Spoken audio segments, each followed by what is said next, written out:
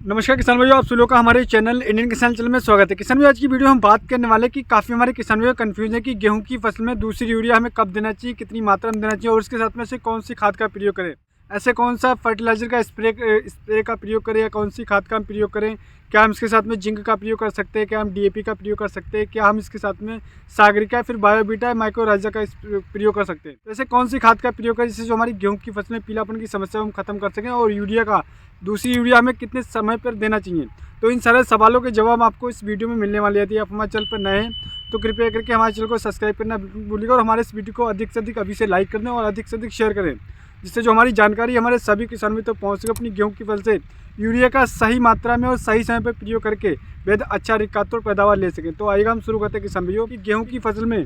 Urea का जो प्रयोग हमें कितने समय पे बात करना चाहिए, दूसरी यूरिया का प्रयोग, क्योंकि काफ़ी हमारे किसानों का सवाल है, काफ़ी सारे मैसेज आते हैं, कमेंट आते हैं, तो इसलिए मैं इस वीडियो को बना रहा हूँ। तो आइएगा हम शुरू करते हैं किसान भाई। जैसे कि मैं आपको बताना चाहूँगा कि पहले तो एक काफ़ी हमारे किसानों को कन्फ्यूजन है कि हमें दूसरी यूरिया कब देना चाहिए, कौन सी दूसरी यूरिया होती है, तीसरी यूरिया कौन सी होती है। तो किसान में मैं आपको बताना चाहूँगा कि काफ़ी हमारे किसान में कन्फ्यूजन यहाँ पर है कि या तो कुछ हमारे किसान में जब गेहूँ की बुआई करते हैं उस समय पर वो यूरिया का प्रयोग करते हैं तो उस यूरिया को काउंट कर लेते हैं। दूसरा किसान में जो पहली सिंचाई करते हैं,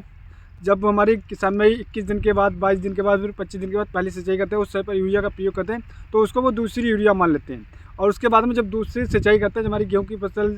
जब हम दूसरी सिंचाई करते हैं 40 से 50 दिन की हमारी फसल होती है, तब हम यूरिया का प्रयोग करते हैं तो उसको हम तीसरी यूरिया काफ़ी हमारे किसान में मान लेते हैं। तो किसानी में आपको बताना चाहूँगा कि अगर हमारे काफ़ी किसानों ने जो डीएपी के साथ में गेहूँ की बुआई करी थी, फिर एनपीके के साथ में गेहूँ की बुआई करी थी और उसके बाद में उन्होंने पहली सिंचाई पर यूरिया दिया था, वो तो उनका पहला यूरिया हो गया। और उसके बाद में जो हम दूसरी सिंचाई पर देने जा रहे हैं, इसको हम दूसरी यूरिया बोलते हैं, क्योंकि यूरिया का प्रयोग अगर सही तरीके से हम नहीं कर पाते, काफ़ी हमारे किसान नहीं कर पाते, जिस वजह से उनकी गेहूं की फसल में बहुत ही अधिक पीलापन की समस्या देखने को मिलती है, क्योंकि नाइट्रोजन की कमी होती है, जिस वजह से गेहूं की फसल में काफ़ी सारी हानि देखने को मिलती है। तो किसानों में आपको बताना चाहूँगा कि यूरिया के नाइट्रोजन होता है, उसमें 46% नाइट्रोजन होता है और नाइट्रोजन हमारी वेजिटेटिव ग्रोथ को बढ़ाने में काफ़ी ज़्यादा सहायता करता है, क्लोरोफिल की मात्रा बढ़ाने में सहायता करता है और टिलरिंग में, क्योंकि हमारी पत्तियों का, जैसे कि मैं आपको दिखाना चाहूँगा, जैसे कि हमारी इस समय पर हमारी पत्तियों का विकास हो रहा होता है, जितनी ज़्यादा पत्तियों का विकास होगा, जितनी ज़्यादा टिलरिंग होगी, उतना ही अधिक हमारा पैदावार निकल करके आएगा, क्योंकि आपकी पत्तियाँ कम निकलेंगी और आपकी टिलरिंग कम हो जाएगी, तो वहीं आपका पैदावार घट जाएगा। तो आपको ध्यान रखना कि यूरिया की सही डोज आपको देना, क्योंकि हम देखा गया है काफ़ी हमारे किसानों का ये समस्या देखने को मिल रही है कि उनकी गेहूं की फसल में पीलापन की समस्या इसी कारण देखने को मिली, क्योंकि यूरिया का वो सही डोज प्रयोग नहीं कर पा रहे हैं, जिस वजह से 90% किसानों की फसल पीली पड़ रही है बहुत अधिक मात्रा में। तो ऐसा क्यों हो रहा है, तो मैं किसान में इस वीडियो में आपके डाउट क्लियर हो जाएंगे। तो बात करते हैं कि यूरिया हमें कितने टाइम पर देना चाहिए, दूसरी यूरिया, और कब तक हम दे सकते हैं। तो किसान में आपको बताना चाहूँगा कि जैसे कि पहली सिंचाई में आपने यूरिया का प्रयोग कर दिया, अब दूसरी सिंचाई में आप जब हम करते हैं करीब 40 से 45 दिन तक हम दूसरी सिंचाई करते हैं, तो किसान में दूसरी सिंचाई आपको जब करते हैं तो आपको यूरिया का प्रयोग करना है। बात करें तो कितनी मात्रा में करना है, किसान भाई जो मैं आपको जानकारी देने वाला हूँ, ये जानकारी आपको किसी भी चैनल पर नहीं मिलेगी, क्योंकि यूरिया आज के टाइम में हमारी जो ज़मीन है उसमें काफ़ी ज़्यादा डिफिशिएंसी पाई जा रही है। तो आपको 1 एकड़ में कम से कम 150 किलो यूरिया देने की आवश्यकता है, क्योंकि इतनी नाइट्रोजन की कमी देखने को मिल रही है, तो पूरी नहीं कर पा रहे हैं, जिस वजह से उनकी गेहूँ की फसल काफ़ी ज़्यादा पीली पड़ रही है। तो जैसे कि आपने पहली अगर आपने बुआई करा था तो उस समय पर दे दी, दूसरी पहली सिंचाई पर दे दी,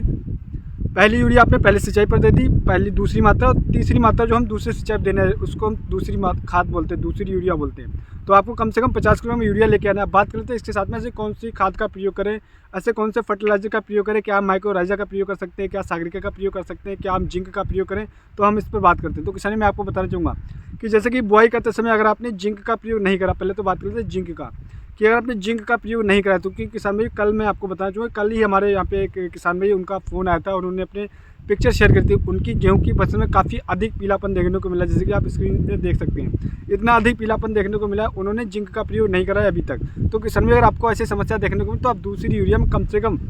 आप डोज का ध्यान रखें।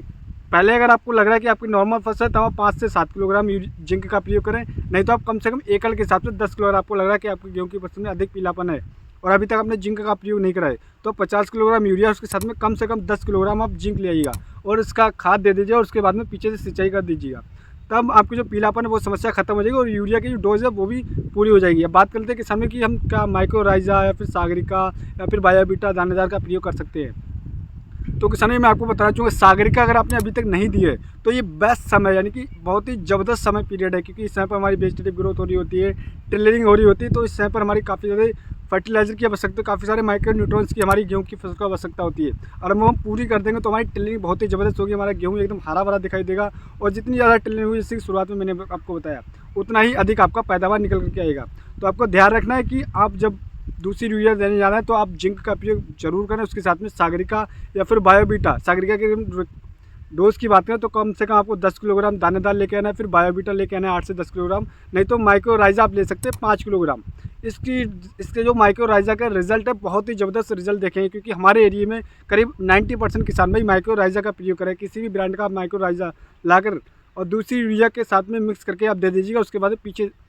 पीछे से सिंचाई कर दीजिए। काफ़ी मेरे किसान में यहाँ पर भी डाउट है कि हम सिंचाई करने के बाद दें या सिंचाई करने के पहले दें। तो किसान में मैं आपको बताना चाहूँगा, आप एक काम करिए, पीछे सिंचाई स्टार्ट कर दीजिएगा, आगे खाद बोते चले जाइएगा, पीछे से पानी छोड़ दीजिएगा। इस तरीके से अगर आप करेंगे तो आपको रिजल्ट बेहद ज़बरदस्त मिलेंगे और आपकी जो समस्या पीलापन की है वो समस्या जड़ से खत्म हो जाएगी और आपकी गेहूँ की फसल में ज़बरदस्त टिलरिंग होगी, आपकी कल्लों की संख्या बहुत ही अधिक होगी और आपको जो पैदावार हो कम से कम 30 से 35% अधिक ले सकते हैं इस बार। तो उम्मीद करता हूँ दोस्तों वीडियो आपको पसंद आया होगा, हमारा वीडियो आपको पसंद आया हो